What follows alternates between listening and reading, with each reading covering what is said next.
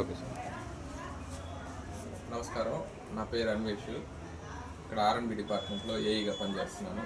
సంగం మండలం సంబంధించి ఇక్కడ మన సంగమేశ్వర స్వామి దేవాలయానికి సంబంధించి 12వ తారీఖు రథమోత్సవం జరుగుతున్న కారణంగా ఇది రథానికి ఫిట్నెస్ సర్టిఫికేట్ కోసం అడిగి ఉన్నారు.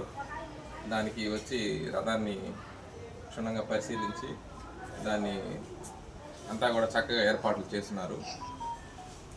దానికి మేము ఫిట్నెస్ సర్టిఫికేట్ ఇవ్వడం జరిగింది.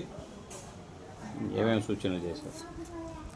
దానికి రథానికి అన్ని నటు బోర్డులు అన్నీ కూడా నీట్గా ఫిక్స్ చేస్తున్నారు.